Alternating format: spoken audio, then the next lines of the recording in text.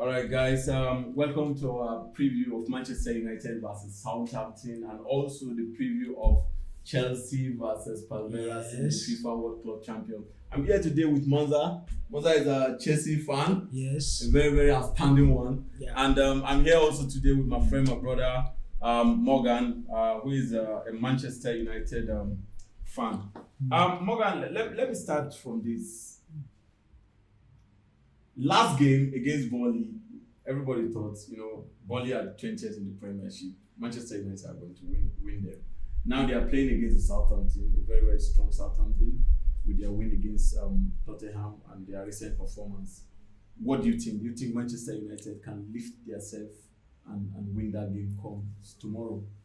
Manchester United, Southampton shouldn't be a question of thinking. They should lead themselves and be able to put to bed the ugly result of the last two games. Okay. Of course, if you watch Manchester United played in the last two games, you can only say forward against Southampton, I think they always have the edge. But let us not write that Southampton team off. A team that is coming with a lot of confidence from their recent win against Tottenham at White Hart Lane. And then, it's no longer White Hart Lane, right? A team that has beaten the Tottenham side at home, and then a team that is also coming with a point to prove because their last game at Old Trafford wasn't pleasant at all. So like 9-0. They want to come and correct that. Yeah. But again, Manchester United, as the club she should also step up and prove to them why they are Manchester United. All right then. We saw the form of Maguire. We've discussed it before. It's not the Maguire we've seen in Leicester. It's not the Maguire we've seen in Europe. Let me ask you this: if you are a coach, will you still leave Maguire in your team? If yes, why? If no, who are you going to put there that will complement Varane? Now, judging from the past two games, I'll be very, very surprised if Radnick don't put Maguire on the bench against Southampton tomorrow. I'll be very, very surprised. Because Maguire, it's not only in these past two games, Maguire has cost Manchester United a lot of points this season. Maguire is part of the reasons why we are where we are today.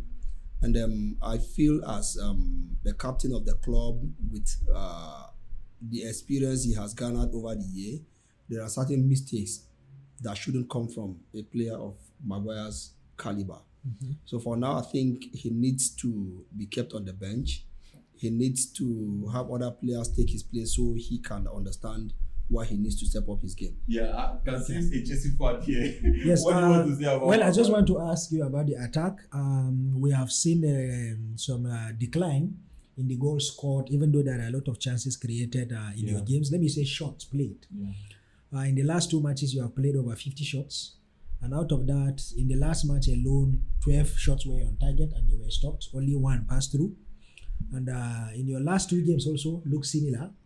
So with your attacking force, with the former world best player there, with Edison Cavani in your list, with Mason Greenwood, which was actually in top form earlier in the season and even in the middle of last season, with Sancho also in your list. With Rashford too. With Rashford too coming from... Rashford has always been there doing wonders, and then with Jesse Lingard coming from West Ham where he did well. What is happening to your attack? Why is it that you are no longer producing as many goals as we are expecting? Even the touch of Ronaldo, minute touch that was been winning games for you earlier in the season is no longer there. It's kind of lost now. So what went wrong? Now, Manchester United as a club, if you have followed from the inception of this season, you agree with me that in the first half of the season, that team has done poorly, beyond, far below expectations. Yeah. You understand? Now, that's a team that have lost everything on the pitch. That's a team that have lost her confidence. That's a team that have lost her identity. That's a team that has lost its winning mentality. That's a team that has lost its fear factor. Now,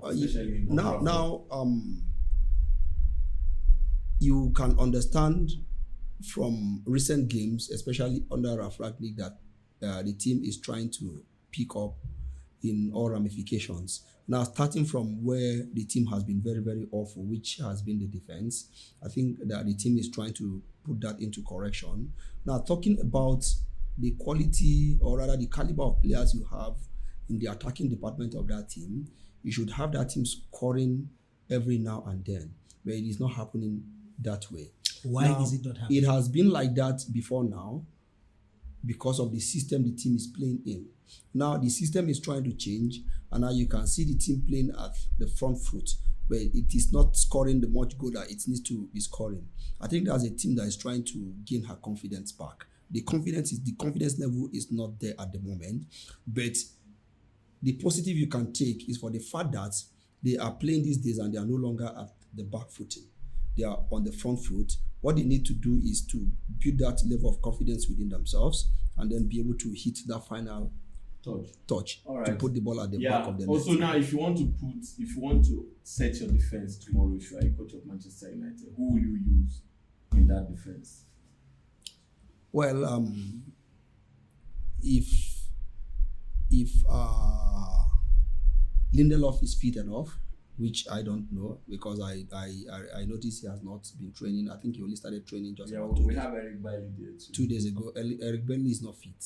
Oh, he's not fit yet? Yeah, but I don't know. I want us to assess the fitness of Jones. Okay. I think if Jones is fit, he should be given the nod to start ahead of a Harry Maguire. Right. Don't forget it.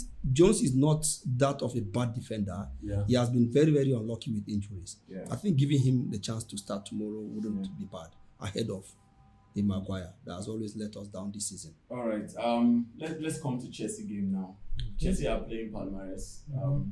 This will be their second FIFA World Club Championship final. Do you think Chelsea can go all the way to win this FIFA World Club Championship? Yes, I think so. I think we can do it. The reason why I said we can do it is because if you look at our performance in the last match, even though it was Al Ahly, very mature players, the likes of Igalo were there, and then there were other, Mariga was also there, very strong defenders, very strong strikers who are experienced, and then they are very versatile, they have the pace, they have the energy, they can contend with defenders. If we could defend against those for 90 minutes, it shows that our defense is actually strong to a level. And then if you look at the way we played that game, we were able to maintain our tempo, keep trying, hitting those shots until we finally got a goal. So that shows you that in this particular tournament, we are just playing 2 matches, we are in a good place. And we are expecting a tough game. Actually, we are expecting a tough game because if you look at Palmeiras, you look at their records in Brazil, where they are at the moment, their current form, the number of goals they have been scoring, you will see that it's actually a very serious threat. But in the last 6 months, we have passed through the valley of the shadow of death when it comes to all manner of attacks. We have gone to Madrid 2 times. We came back. We survived. We went to the Atletico and then we went to the real ones. We came out. And we also faced Man City, who have one of the best collection of goal-scoring players from every side. It's only goalkeeper that is not scoring from us. You also faced a poor Manchester United as at that particular point.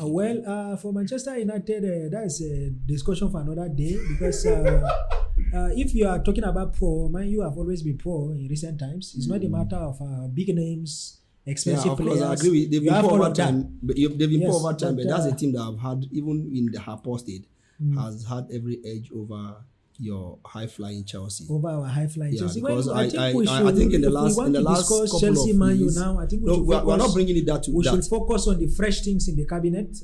That's what I would like us to discuss. Because in the last 5 years, if you haven't won a ring in the last 5 years, I think you shouldn't be talking when Chelsea are talking. You are talking to the European champions at this point. So we need to put that into consideration. And then if you want to discuss Club World Cup with us, I will ask you, when last were you there? Because the last time I can remember was it 2009, and when last did you go to Club World Cup? So you see, we have been there 2 times now. I have not been there. I think they have forgotten your name. Even if it were written with pen, I think it must have faded by now. So that's not a Chelsea Man U discussion. I think if we are focusing on the game, let's not talk about the game for tomorrow. We'll expect. I want to ask you this: It's a preview for tomorrow's match. Yes. Okay. No, baby. You are throwing a lot of tantrum at Manchester United. I wouldn't want to. I wouldn't want us to get to that. I wouldn't want us to get to that because you went. You are there on. You are there on your second try. You don't have the trophy in your cabinet to have it. We agree. Let's finish with the Palmeiras. We agree. You know, initially, I want us to talk about the Palmeiras to win that game. We are sure that we are definitely going to go for it. All right. We know going for it is different from winning it. We are going to win it. All right. There's a lot of Chelsea fans too that have been asking me this question, and I feel like I should ask you today. Yes. Why do you think Romelu Lukaku is not in the kind of form he was when he was in Inter Milan presently? Okay. One thing you need to understand about Chelsea is this: in the last 5 to 10 years, we have not actually had as good strikers as we had with Didier Drogba, Nicolas Anelka, and people like that. I think our last forwards that made sense were a combination of Hazard and Willian was there, and then we had Diego Costa. Yeah. That was the combination. But we have always produced results and won something even without prolific attackers. So for us, attack has not always been an issue. We suffer for it in a way, because if we have Ronaldo who can score the last minute winner, would have been in a better place. But then we have been doing it without strikers. Yeah. So for us, we brought Lukaku to challenge the English defense, because everybody knows it has always been a tough one. If you don't have a fighter, a heavyweight champion in every battle or related matters, it's always difficult to break through the English the Premier League defenders. So we brought Lukaku for strength, for energy, for shots that he can always produce, and most importantly, the space he's able to create for us. Because you can see Hakim Ziyech now that didn't play well last season. You can see Hakim Ziyech picking form and converting some goals. You can see Kai Havertz also getting space to actually put some goals in. Yeah. So for us, we have the record that we can bring anybody from anywhere to come and score. And definitely our wing backs are doing well when it comes to goals. So we can get by with what we are doing. Okay, but we cannot even if we are not producing 30 goals in a season, 35 goals in a season, we are producing goals that matters and goals that win trophies. I think that we should focus on. As I want to argue, because so even as of last season, you can see that we had Olivier Giroud that throughout the Champions League scored 1 or 2 goals, but they are very important. I want to add to what you just said. Very important. But again, we can afford to pay 97 million for a striker that will score 1 goal that can matter. With regards to the last season in the Champions League final, imported Kai Havertz from Germany only to score 1 goal. Excuse me, please. With regards to I'm trying to add voices to what you said. Yeah, yes, but I'm also going to counter you a bit. Of course, let me start from the games tomorrow. I want to give it to Chelsea. Thank you very much. No, I want to give it talking total football. Yeah, you want to give it to Chelsea. There's no way you can compare the champions of Europe to the champions of South America. Well, but again, football. But again, check their track record. We're not talking about track record. Now, again, football is evolving. You cannot underrate them. Again, football is evolving. It's evolving in such a way that you no longer can underrate anything. Yeah. For instance, the last game Chelsea played against El Hilal, right? Yeah. You can understand how difficult that game went. It take the experience and all the strength Chelsea has to be able to cross that game. Yeah. Now you are going to be playing against a highly technical South American team. So you expect the game to produce what is expected of a final. But again, if you ask me, I want to give the edge to Chelsea. Now, he was talking about the signing of Romelu Lukaku to come and help them create space and this. I want to disagree with him. Okay. Now, I'll disagree with him. For Chelsea, signing Romelu Lukaku with that amount of money, for me, is bad business. It's bad business because you are letting an Olivier Giroud, whom has delivered on the number of times you called upon him to come and do so for you. You are letting him go to take the place, or rather, yes, take the place of who actually replaced to take the place of Romelu Lukaku in that league, not in the team. And since he went to AC Milan, he has delivered the goals. Yeah, you understand? So for me, is a plus for AC Milan, is a loss for Chelsea with regards to that transfer. Don't also forget that when Romelu Lukaku left Inter Milan, Inter Milan replaced him with an Edenjenko for almost for free. Yeah. And Edenjenko has took it upon himself to ensure that the Inter Milan team and their fans don't miss Romelu Lukaku, and he has lived up to that. But again, can the same story be said about Romelu Lukaku in Chelsea? No. Don't also forget that in the chances and space you want, you have a player in what's his name? Tammy Abraham? No, Timo Werner. To give that, Timo Werner has all the presence a striker can have in the box. No. Is Romelu scoring goals? For you, I'm trying to rate it. I'm trying to rate it based on what he said. You understand? But Romelu Lukaku has been scoring goals. No, listen to me. No, listen. That's why Chelsea bought him. Okay, why did Chelsea bought Timo Werner? He has been scoring goals in league. But when he came to Chelsea, he wasn't. No, that's why they bought Romelu Lukaku. Now Romelu Lukaku has come and this is a Chelsea. That is why I said it is bad business. Well, for you think it is bad business, but let me tell you how it works for us. You will not want to agree. But it is bad I don't business. need to agree because if you pay that amount of money, listen. If you pay that amount of money, as at the time Chelsea pay that amount of money on a striker, it is expected that striker should be scoring goals for you week in, week out. How much did you spend on Sancho?